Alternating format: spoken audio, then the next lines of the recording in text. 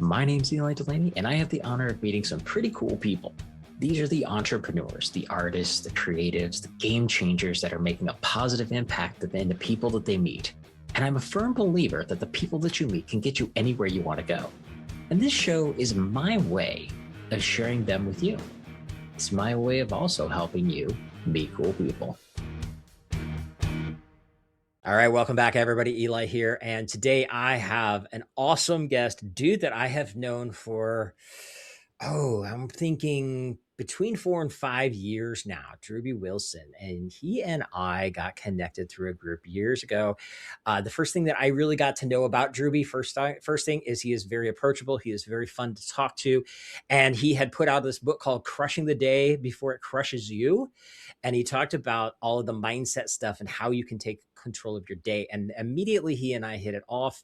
A little bit of more history. He went from tech support in a software startup to C-suite, a multi-million-dollar consulting company. So he does understand what it goes to go from the bottom all the way up to the top. And the thing that he's really the most known for is one simple phrase, which is call the damn leads. And so, super cool guy. Always a fun conversation, and I wanted to bring him on. So Drewbie, thanks for hanging out with me today. Dude, Eli, thank you so much. This has been a long time coming, and I'm truly honored to get to be a guest and hang out and shoot the breeze with you for a little while. And I hope that whoever's listening knows they're gonna walk away with some gems today. So make sure you hang out all the way to the end because we got some good stuff coming for you. Absolutely. No, I expected no less than that. So you and I got connected, and we just had like small conversations. Like one event that we were at, you and I just talked for probably about 5 minutes. It wasn't that long, but you were super helpful for me. And I was going through a bunch of really screwed up stuff in my life at the time. And you just took the time to hang out with me and just chat. And that was one of the things that grabbed my attention right away, which I appreciated. And I always have. So let's talk a bit about your journey. How did you get into like this whole thing that you're doing? You're teaching people how to stay in front of people. And as somebody who like literally today, my book is going live for the follow-up code. You're a follow-up guy. You're a CRM guy. You are doing all this stuff and building stuff. So you're a man after my own heart with the type of work that you do. Let's get a little bit of background on that. Where did you get into this side of things? So, I grew up in the streets selling anything and everything I could get my hands on. My mom and I would always joke that I was in the commodities relocation business. If you needed it, I could probably find it, and as long as there was a little something in there for me in the middle, all good and gravy, I'd make it happen. Now, Nice. I got a little older, got a little wiser, realized I didn't want to end up dead or in prison, which is when I got into the more legitimate side of sales. So I spent about 4, maybe 5 years in the retail side. I worked at a cigar shop, tobacco shop. I was the manager. We did some pretty cool things over there. Let go from there 2 weeks before Christmas because of some things that were going on with the taxes and the owner and all that jazz. But ended up in a furniture store where I sold furniture for about 6 weeks during tax season, which is an absolutely insane time to try to learn how to sell a product that you don't know anything about because people are just coming in ready to go. And so, it was as much order taking as it was sales, but ultimately what I learned was really just how to serve people, right? What do you need? What are you trying to do? And how can I do my best to get you the thing that you're looking for? Which was really good because when I got an opportunity to go work with an upstart insurance agency, I was 24 years old, probably still on my mom's insurance at the time. I think the first policy I ever wrote was my own insurance because like I was still letting my mom pay for it. You know what I mean? Right. That's funny. And so it was really at the insurance agency that I started to learn true phone sales, follow up, objection handling, all the thing that goes into building a career in sales. And what I always joke about is when they brought me to the office for the first time, they sat me down at a laptop with a Polycom IP 335 voice over phone. So everything was through the internet. And then the boss man handed me a stack of papers that was like an inch thick. And he's like, hey, here's some leads to call. And I looked at it and it was literally an Excel file that he had printed out on paper and given to me. And I was like, could you just send me the file? And he's like, no, those are your leads. Call them. And I'm like, what? So I had to walk down to the Dollar General at the corner of our plaza, grab me an energy drink and a red highlighter, a green highlighter, a ruler, and a couple of pens, right? I think we had pens, but like, how can I'm just going through and I'm like, all right, well, It's all archaic. Andrew Anderson. Mhm. Bring. Hey, Mr. Anderson, I'm calling from blah, blah, blah. I'm trying to see if you're interested in saving some money on your end. No, hang up. Okay, mark it with a red and move on, right? And so I built this system. It was kind of like a red light, green light system. Mhm. Red means Yep. don't call. Green means good to go. Yellow would mean, follow up, things like that. So I did it on paper for like, I don't know, the first couple of weeks. And then eventually we got a CRM system, which I had never used a CRM before. And I was like, what is this? But I've always been a little bit tech savvy. So I was kind of lucky in that regard. I jumped in, started putting the leads in, and I was just making anywhere from 100 to 200 calls a day, just calling and calling, calling and calling. And we would get internet leads, and I'd call and I'd get the internet leads. And what ended up happening is I became the guy who was responsible for our internet leads. So we were paying anywhere from $10 to $20 a piece, sometimes up to 50, but they all had stipulations in terms of like what qualified for a good lead. And Right. so my job was to just call these people until I could qualify or disqualify them. And if I could disqualify them, I had to go and return the lead for credit and get a new lead. And I got really, really good at it, Eli, to the point where most of the lead vendors wouldn't sell us any more of their crazy packages because I would take $1,000 worth of leads from their package and turn it into $3,000 worth of leads. I would just constantly call and qualify or disqualify. Right. And so that really kind of gave me this weird insight into sales, especially in that industry. It's about building the long-term relationship. 99.9% of the time, there's these guys out there that's like the one call close and you got to get them right now and don't follow up and waste your time. But it's like, that's not how the real world works. Right. Like, I'm looking Mhm. at the lifetime value of a customer. How can I have a conversation today that leads me to hundreds or thousands of dollars in commissions later on down the line? And I had an opportunity to work within that company for 5 years. And then I got to a point where I learned, this is all cool, but if I could generate my own leads, I could write my own paycheck because I Mhm. wouldn't be beholden to how many leads I was getting and what was going on. And so I kind of went online, and this is where we found some of those online communities back in 2017, 2018, Mhm. right? When people Yep. were just starting to run pay-per-click advertising, we're still using woofu forms and that kind of stuff. And I found a community that was teaching people how to build insurance funnels and generate leads. And I went to the company that was running it, and I'm like, hey guys, I want to learn this. How much? Give me the breakdown. They're like, it's $1,500. And Eli, at the time, I'll be very transparent. I didn't have $1,500. That was Right. like my entire mortgage. And I'm like, I can't afford this. So I went to the boss.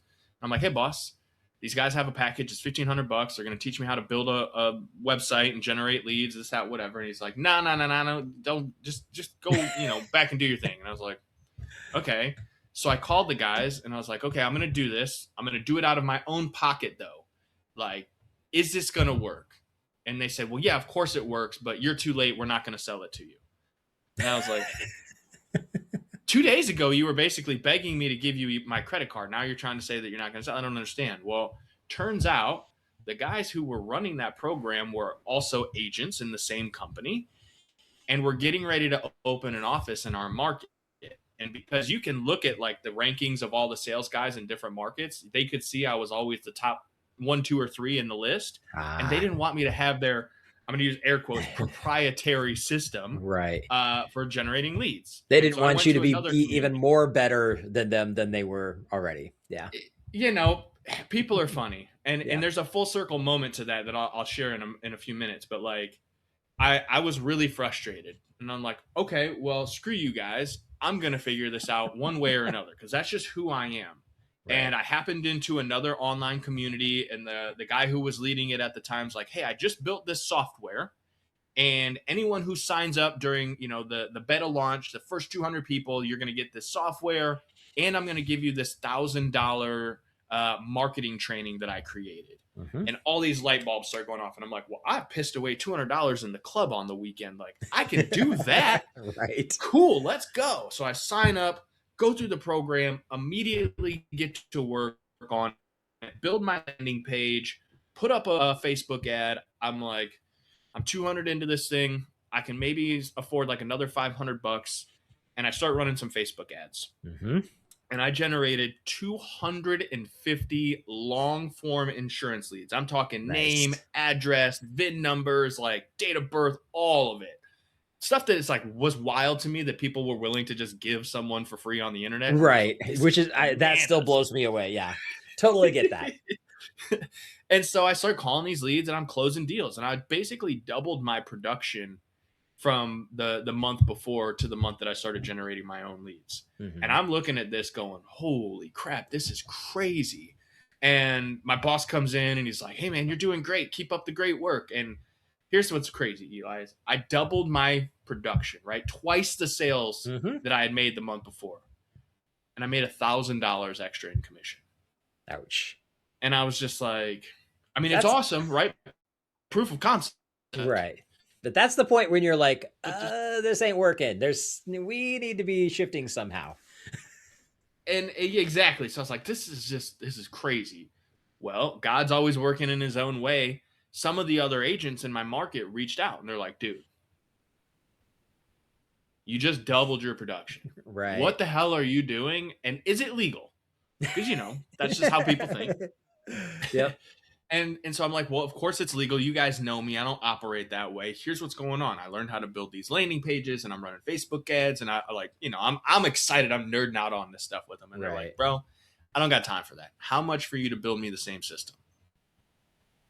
I'm like, well, these guys are spending $3,000 to $5,000 on just like shit leads. I was like, I don't know, $2,500. Mm-hmm. I made $10,000 in a weekend setting up Facebook ads. It took me like 6 hours in total. Right. And I was like, holy crap, I am in the wrong business. Like, this is crazy. So, I get the genius idea that I'm going to start a marketing company. And I go on and I meet there's another guy from the group that I partnered with. And we're like, well, let's start this marketing company and let's do the damn thing. And so we did. And we probably brought on, 10 or 15 clients at like $1,000 a month that first, 45, 60 days. Mm-hmm. And I'm thinking, this is awesome. Like, we're about to absolutely crush it until month 2 and month 3. And some of these guys are like, well, these leads aren't working. And I don't know. I think I want a refund on this. And I'm thinking, like, we already spent that money. That was the ad spend, dude. Like, we didn't keep all of that $1,000. Like, we used that. And there was one agent in particular, was a guy out in Utah. And he's like, this is stupid. I want my money back. It's not working. And I'm like, I'm looking at this. We listed this condo for you. There's 100 people that raised their hand and gave us their information to follow up with. Right. And he's like, well, none of them are interested. It's so funny. I hear that too. And I always find this like for me, I'm like, here's the thing is that I can help you with the capturing of the information. I can help you with the nurture and building the relationship. But if you can't sell your way out of a paper bag, I can't help you with that particular piece, buddy. So I know where you're coming from on that one. It's really hard. And you don't want to like come down on people because you don't know what you don't know. Right. But in this particular instance, I should start calling those leads. I was like, now I got to know. So I'm calling. And like 2 hours later, I've set 6 appointments for follow-up. Mm-hmm. And one guy sends me a signed contract via email. It's like, what's your email? We want it. Like, here's an offer. Now, looking back at it, now knowing what I know, it was probably some super lowball offer from an investor that like, whatever. But to me, I was like, this is a signed contract. Somebody wants to buy this thing. Like, what the hell is going on?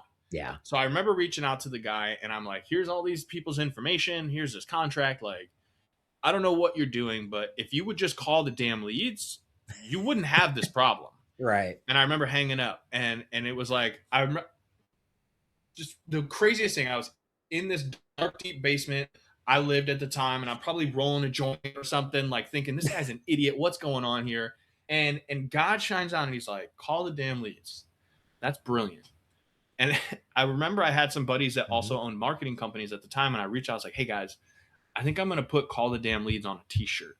Yeah. And they're like, that's freaking hilarious. And I was like, yeah, I'm going to do that. And then right around the same time, I was mentoring with someone and he's telling me about copyright and patents and trademarks and all Yep. these things. And he's like, these are the real value in a business. When someone buys a business, that's what they're buying, is the intellectual property. And Right. I'm going, well, I mean, that's kind of smart. Okay. So like, what does that look like? And I reached out to an attorney and was like, I think I want to trademark, this thing. And they're like, yeah, $1,800. We got you. I was like, okay. That's a Okay, no-brainer. let's do that. Yeah. All right. Yeah. So Yep. let's trademark this thing. And that was probably in 2020, maybe 2019, that I Okay. had this idea originally. Right. And then it sat on the back burner for like 2 years because I didn't know how to build a Shopify store. I don't know how to build like any of those things, Right. like print on demand company, like t-shirts, any of that shit. I was like, I don't know. I own the trademark though, so that's cool. Well, someone comes to me, they're like, yeah, we build stores and we'll set it all up. There's $5,000. I'm like, it's a little spicy, but I was making a little money at the time. So I'm thinking, okay, cool. Have them build the shop. I launched the thing. It went crazy. Like people started buying shirts and all these things. And I was like, this is awesome. But again, I had a full-time career at that point. I was already working within another mastermind community, making a few $100,000 a year. Like I don't need a distraction, but this is kind of this cool little side business that I have, right? Now, and I remember when that went live because I remember when you launched that stuff. Yeah, so that it was really like it was super cool because I had this community that I had been a part of and built, and like a lot of people were supportive of it, and it was like this really interesting thing. Well, fast forward to 2023, things in the company start changing. There's some restructuring of the leadership and kind of the way that they're approaching things. And by the end of 2023, my time at that company had come to an end. Right. And so I kind of had this weird epiphany moment of like, this is when we go back to our roots and we really build something that we can truly be proud of. And so we launched Call the Damn Leads officially the day after Christmas in 2023. So like I left the company 2 weeks before Christmas, multi 6-figure residuals, lots of like all the things up in smoke, right? Out the door. Drewbie's back on, he's his own man, and this is where we're at. And so we launched the company, wrote the book, created a podcast, spent 2 weeks just in the lab putting everything together. So Call the Damn Leads, the book that I ended up publishing, is a conglomeration of all the things I had learned for sales and follow-up up to that point. Right. And what was interesting, kind of that full circle moment, going back to what I mentioned earlier, the guys who told me they wouldn't sell me their program reached out and were like, hey, we read your book. We like this, this, and this. We're interested in knowing what you have going on over there. And they didn't know that I was the same guy that they wouldn't sell their program to all these years ago. And so it was like this really weird full circle moment where I was like, man, I should tell you no. Because here's the story, and like I scroll back up in the messages, and like you can see it because you can go back and look at old messages. They were just like, they didn't even know. Yeah. And so it was just like this really interesting moment. But since then, funny. I've had the pleasure. We launched in 2024. It's 2026 when we're recording this now. We have sold to more than 15,000 individuals that have bought and supported Call the Damn Lead since we started this thing. And so it's been such a wild journey to really have all of these experiences, do all of these things, and then get the chance to go back and pour into the community that ultimately helped me get where I am. Right. And I think, Eli, what people really appreciate about me as like I'm going to say an internet guy, I wouldn't call myself a guru, or I'm definitely not famous, but almost 80% of my audience has watched me from when I was trying to learn how to build funnels in 2017, 2018 to literally watching me do all of the things that I do and talk about and teach people now. So I think there's a lot of authenticity in when people see what I have going on and they're like, this dude's really lived it and really done it. And we watched it, which is so fun for me. Yeah, no, that is awesome. It's a great story. And it's interesting how those things come back when you're like, okay, all this crazy stuff happens. And then all of a sudden it's like, oh, well, this is where it was supposed to be going. It's like when it hits. And I love what you've done with that. I thought about saying this actually offline, but I think I'm going to say this publicly. There were a lot of things like when when you left that other company, and there was a lot of stuff going on, and there was a lot of jabber going on. And one of the things that I have the utmost respect for you on was I noticed that you, out of everybody involved, said nothing except, by the way, I'm launching this thing. It's called Call the Damn Leads. We have a book, we have this, we have that. You should check it out. And you made a point to stay ultra focused on your next venture.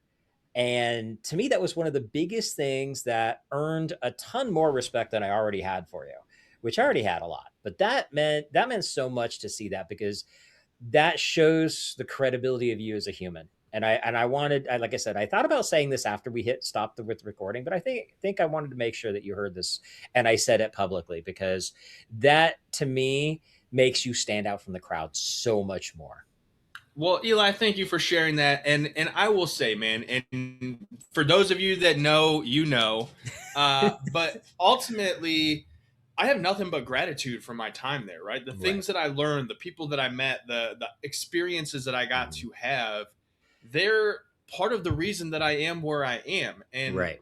just Mm-hmm. because things didn't work out the way that maybe we thought they would doesn't mean that it was all bad. Like, of Right. course, there were things that weren't great, but to me, looking at the negative, it didn't make sense because of how much positive came out of it. And so, Right. yeah, I mean, there was definitely a lot of chatter, a lot of things going on, but ultimately, man, I've got nothing but great things to say about my time in that organization and all the people that I met. And I know that I wouldn't be where I am today had I not had those experiences. And Right. so it just And didn't I make sense to go Yeah. that route. Yeah. Well, and I love that you take that approach. That attitude means the world. It really does.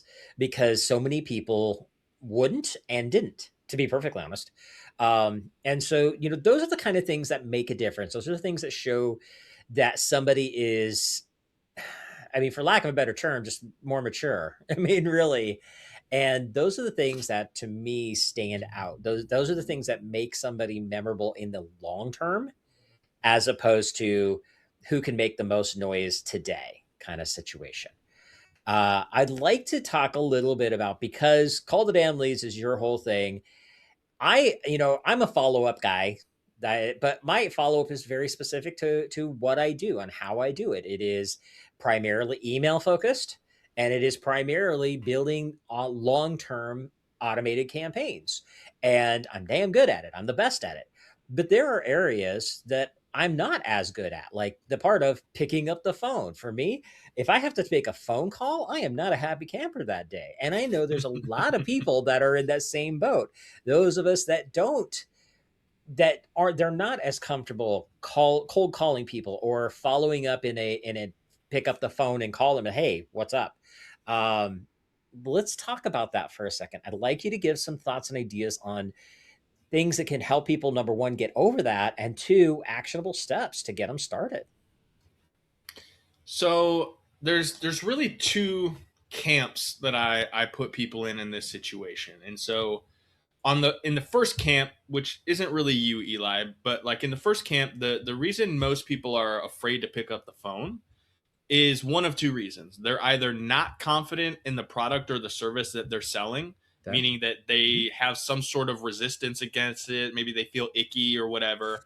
That's one reason. Because like if you don't feel good about selling something, like it's a lot harder to sell. Right. The other Mm-hmm. side of that is you may have like the wholehearted belief that like this is a miracle cure. This is the thing that's going to absolutely change your life, but you don't know how to explain it to people. Right. And so you're not confident in the sales process. Either of those two things, if you're not confident, like it's 100% going to cause call reluctance and Right. hesitation. Yeah. On the other side of this, Eli, and this is kind of the camp that you are in, you're so intelligent and so smart and so dialed in on the product and service that it's hard to get on the phone and not be overexcited about it. And what I mean by that is we are humans who just love to help and who love to serve. And so when we get into a conversation, like we go all the way in, Mm-hmm. and it can get to a point where we're almost giving too much. And what that does is that causes people to want to think about it. It causes them to want to like go and Right. do more research. And it's just a thing that for us, because we're such givers, getting on the phone almost feels like, oh my God, I'm gonna do what I always do, and I'm gonna give this thing away and they're not gonna call back. And Right. so the thing that I always tell people is if you're not confident, first and foremost, we can work on that. Mhm. If you don't like the thing that you're selling, go sell something else. Right. There's 9 bajillion products out there that you can sell, Yeah. and You you got can to either fix sell that it for first. you or you can 100%. And if you don't want to be responsible for all the things, you don't have to be. Here's the thing. I'm going to say this because I think people need to hear it. Not everyone is cut out to be an entrepreneur, Yes. I will and agree with that as it well. Definitely. it it requires a shift in the way that you think, operate, and make decisions. And I will say with 100% certainty that 7 years ago, I was not ready to be an entrepreneur, but I was a great intrapreneur, meaning Mhm. that I went to work for someone else and I treated it like my own company. I believed in it. Right. I was all in. I did everything I needed to do to be the best representative of that product and service that I could be.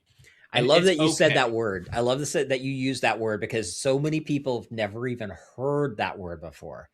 And that is something that I learned, oh, probably 25 years ago.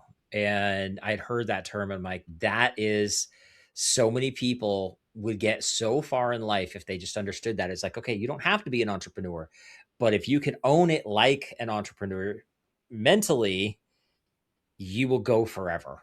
And so I'm glad that you brought that term up because that's a term that very few people know. And when I say it, people are shocked. So when somebody else uses it, it gets me excited. Yeah, it's not something that's really talked about a whole lot because there's this whole mentality of like, oh, you're an employee, somebody writes your Hmm. check, blah blah blah blah blah. Like, Right. okay, haters gonna hate. But there's a lot of people that were fantastic employees and Hmm. then got promoted to managerial positions and absolutely crumbled. Right. And entrepreneurship is the ultimate managerial position. Like, not only are Right. you responsible for you, but you're responsible for everyone on the team. Hmm. And so that I think is something that people could really go to heart, right? Sell something else, find a product or service that you can really get behind. Right. If you're not confident in the sales process, Eli, you've got a fantastic book, right? The Follow Up Code is all about building a sales process that's not overly transactional. Right. Hey, yeah, of course, I'm here to sell you a product or a service. Like, that's my job, but I'm also here to serve and to help. And if it's not today, I know that on average, the buying cycle in just about every industry that I've ever worked in or helped someone in is typically between 30 and 90 days, Hmm. right? It's very rare that you only get one shot to sell somebody something, and that's usually more of like a retail situation. Right. So like, Yeah. I understand You're- that. There if you're we got to selling do what you got to do. widgets, yeah, if you're selling widgets, they want to buy it today because it's an addictive, it's a fix essentially. It's an But impulse buy. yeah, it's an impulse buy. But I know, I mean, that's the whole thing. Like with what I do is like I've literally had clients come back to me and buy from me a decade later.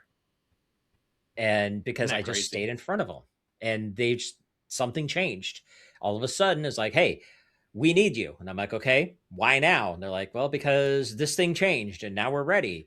And I'm like, okay, cool. Why me? It's like, because you've always been here for me. It's like, that's a good feeling. And so this is like the second part of, for the folks who have been in an industry for a long time and they're kind of like, I don't really like picking up the phone anymore.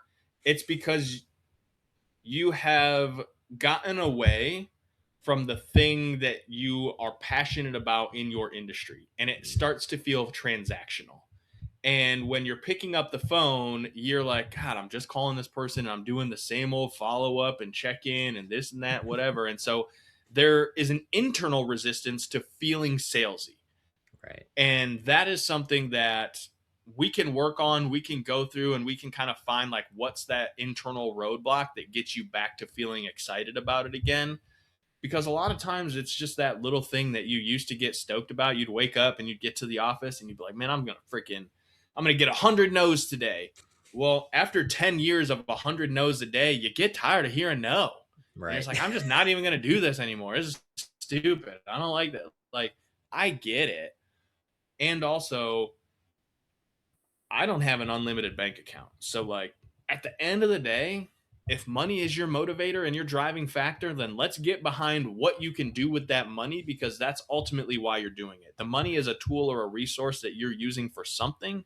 And so Right. let's make that your driving force to be like, hey, every time I get on the phone, I know it's going to be worth $15, whether I make the sale or not. And that's a thing that a lot of people are missing when it comes to follow up and actually understanding the importance of it, is they're not tracking to say, well, hey, for every call that I made this year, it directly correlates to X amount of money at the end of the year. And Right. so the quick math, let's say you made $100,000 last year. Well, if you made 10,000 calls, how much is each call worth? $10, Mm-hmm. right? It's like, okay, well, it doesn't matter if I make a sale or not. Every time I made a call, it at some point turned into $10 worth of revenue. Right. You just got to run the And so numbers, now we reverse can start engineer it. getting weird. And exactly, you just reverse engineer to say, well, if I want to make more money, I got to make more calls. And from those calls, I can then decide how many of them are closing. Well, if Mm-hmm. I'm not closing enough, then I got to work on handling objection. But if they're closing and I just need to make more conversations, then I got to start increasing the quality of my calls with the people that I'm talking to. So there's Right. ways to break it down into small little levers that Yeah. you can pull to optimize the process. Well, and let's break down the concept of what a call equals as well, because a call doesn't necessarily mean pick up the phone and call. Like for those of us that are more on the internet side, we don't have somebody's phone number, but I know you are very big on sending direct messages to people and your follow up process, and you are the meme lord, which is something we didn't even talk about today. You've done so much in that arena, and that's one thing I can say is like I'm still not great at that by any means, but I do know what I am doing. A lot of it is where I learned from you initially, was to how do you build that follow-up process inside of Facebook or LinkedIn direct messages to keep top of mind, even if you're not picking up the phone and calling them, which, like, for me, again, that's email. That's my favorite Yep. mode for it. But I also tell people, you don't just pick one medium. You need to do a multiple of things. You need to do the LinkedIn message. You need to do the email. You need to do texting. You need to post consistently so people can actually see that you're a real human being. A little bit of everything is what makes it work, not just one. So let's explain, I want to make sure that this is people understand this, that it's not just like you're not just making cold calls with your phone. And you're absolutely right. What I mean, in 2026, you have call blockers. The Apple iOS will just send you immediately to voicemail if they don't Yep. know you. Like, it's harder and harder to get through to someone on the phone. Doesn't make it any less valuable, though. Mm-hmm. So I look at it as a multifaceted approach, right? I'm going to call first. I couldn't have a brand like this and not practice what we preach. Like, that's just kind of part of it, right? Like, I'm Right. going to make a call. But if you don't answer, then I'm going to send you a text or an email. And in those instances where, maybe you bought something at 9 o'clock at night and I'm with my family, well, no, I'm not going to call you at 9 o'clock at night, but I am going to have an immediate text message that goes out and says, hey, thank you so much for your purchase. Just wanted to make sure everything went well. Do you need anything? Or, Right. hey, I saw that you requested more information on blank. I'll be following up with you in blank time. Or would you prefer that I send, a message here? Because ultimately, this is one of the best questions that I ever learned to ask was, do you prefer to chat in messages or set up a phone call? I'm good Mm-hmm. with whatever works best for you. Because a Right. lot of salespeople will try to force someone into a phone conversation. And, if you're in a high ticket offer and you're trying to get a hold of busy people who run a business or have things going on, they don't always have time to get on a call. Right. And you constantly badgering them to get on the phone just makes them more mad. But here's the secret, Eli, and this is why I love messaging, because I can be having 10 conversations at the same damn time. Right. Whereas if I'm on the phone or I'm on a Zoom call, it's you and me, buddy. There ain't no other distractions, or you're going to be like, dude, you're not even paying attention to me. Like, the hell am I talking to you for? Right. But in the DMs, in an email, in a text thread, I mean, I can be having 10, 12 conversations at the same damn time. Mm-hmm. And I can Yep. be having pre-written templated messages and questions and responses that I'm just firing off left and right. Boom, boom. RP1, RP2, RP3, Yep. WWD, like all of these just fast, auto quick response keyboard shortcuts. And it's just bang, bang, bang, bang, bang.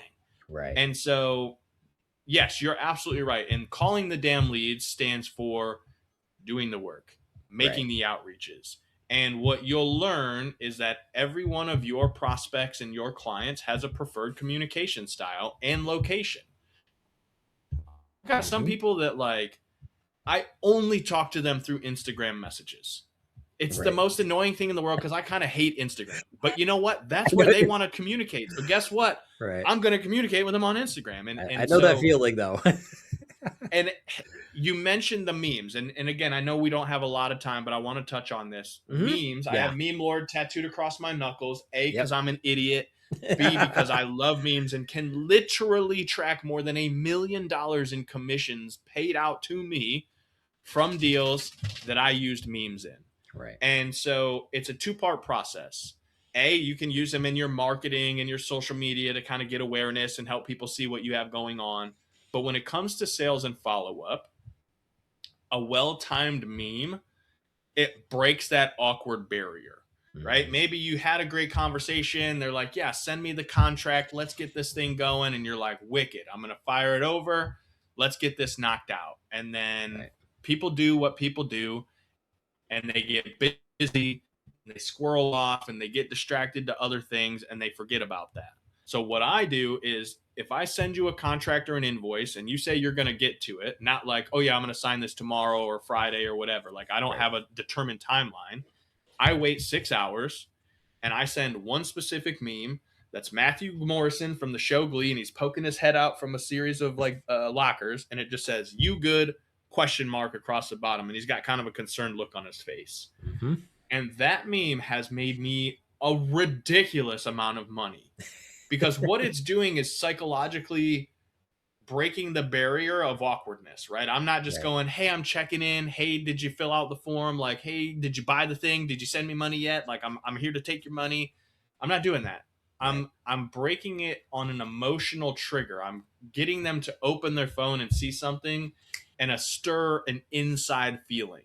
Right. And what's cool about this is if people aren't responding to you and you send them another text message, they get a preview on their screen, right? It pops up and it's like, Eli has sent you a message.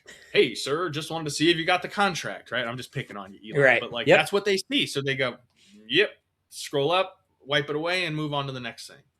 When you send a meme, though, they don't see the entire image. They might get like a little square preview of it, or like so-and-so has sent you a picture. Their mammalian brain is like, hold on a second. What is that? This? It creates a curiosity loop. Yep. And so they're inspired to click on it and open it. And again, all we're trying to do is just get someone's attention because there's thousands of advertisements and things thrown in our face all day long. So if we can get 8 seconds of someone's attention, we have a 90% increased chance of doing business with them. Right. And that's why I love the memes, because when you understand the psychology behind them and why they work, and that this is not like a new thing. This goes all the way back to the late 70s, early 80s in biology studies, where memetic transfer, aka memes, is the transfer of information or ideas from community to community to community. So if you know how to get in front of people with things that touch on their emotions and are relatable and similar to them in a way that goes, I kind of understand this, but there's something new to it, so I need to figure out what the change is. Right. Brother, they are an absolute game changer when it comes to sales. Yeah. Well, and I know one of the big things that catches my attention is that a lot of times you're sending them something that's actually kind of funny and it's going to make them laugh, which immediately makes the walls go down. It really is that simple. It's like you're getting the walls to go down because you're doing something different, but not only is it different, but they're going to open it up and it's going to put a smile on their face. And all of a sudden that resistance that they had, no matter what the reason for the resistance is, it could be that they're just busy, it may not have anything to do with you in any way, shape or form, but there's resistance to the conversation. When that happens, they're like, oh, well, that's cute. And now all of a sudden they're like, oh yeah, he's kind of a cool dude, whatever, And now they're paying more attention and they're more likely to reply back, which I think it's a brilliant way to do it. I love it. Absolutely. Awesome. Well, this has been super cool, my friend. I appreciate you coming and hanging out today. I knew this would be good because, you and I, anytime I do get a chance to talk to you, you're always sharing good stuff. Thank you so much. Now, I got two final questions for you as we wrap up here. The last one will be the easy one. How do people get a hold of you? But before that, I always ask every one of my guests one simple question. This is the Meet Cool People show. So what do the words meet cool people mean to you?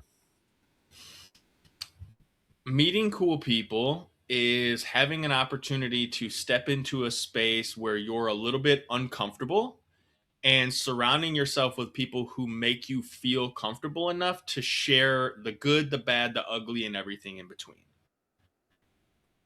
I think cool people they inspire you to do things differently, to make new decisions, and they'll give you a place to be a little bit vulnerable. And I think in a world where people are quick to judge and snap, a label on someone, cool people will give you that freedom to be yourself. And they'll encourage it, and they'll also call you on your bullshit. And I think to me, that's one of the things about cool people is that you just know. Like right off the bat, you meet someone and you're like, this dude is cool. And sometimes it's because they've got cool things. Sometimes it's just because they said something really funny. Sometimes they just got a vibe about them that makes you go, that dude's pretty cool. I want to check out what he's got going on. Right. And I think that to me is really what it means to meet cool people. Awesome. I love it. That is very, very cool, as always, because it's cool, right? Amen. Awesome. Well, very cool. Last, of course, I had to say that. Last thing, how can people get a hold of you? Best thing to do, take this episode that you're listening to right now and go share it on your favorite social media platform. Facebook, Instagram, Twitter, doesn't really matter. Go share this episode and let people know that you invested something very valuable today, your time, and that you got something from it. And if you share it, tag at Call the Damn Leads. We're the same on every platform because brand congruence is very important to us. Yep. But tag at Call the Damn Leads, and we're going to see it, and we're going to follow up and reach out, and we're going to say, hey, thank you so much for the shout out. We appreciate it. What did you learn? What's your takeaway? Is there something that we can offer? If you do that and you haven't read any of my books, if you share this episode and tag me, Call the Damn Leads, I'll send you whichever book you want for free to read. I'll be happy to share it with you, no cost. Just send it your way in a PDF file. If you want to buy some stuff, if you want to support the movement for Call the Damn Leads, go to callthedamnleads.com. We've got books, keychains, hats, t-shirts, all the little tchotchkes and things that you could want to put on your desk to remind you to do exactly what you know you need to be doing. And again, man, Eli, I just can't thank you enough for the opportunity because, I'm not here to sell anything, but I think if people do want to support us, the best thing they could do would be share this episode and let others know that it was valuable. Awesome. Love it. Well, thank you so much, my friend. I appreciate you coming and hanging out with me today. And for everybody else out there, get out there, have an amazing week. If there's anything I can do to help you out, reach out, let me know. Take care. And that wraps up another Meet Cool People show. Now, if you like what you heard, be sure to give us a like, subscribe, or review so I can help introduce these amazing cool people to even more amazing cool people. And just remember, meeting cool people is just the beginning. You need to have a system in place to follow up with the amazing people that you meet. This is exactly what we do for our clients. Now, if you'd like to see if my team and I can help you, go to convertmoreclientsnow.com and check out the case study video to see exactly how we're helping our clients turn casual connections into cash clients for life. Again, go to convertmoreclientsnow.com and see how we can work together to turn you into a follow-up rock star.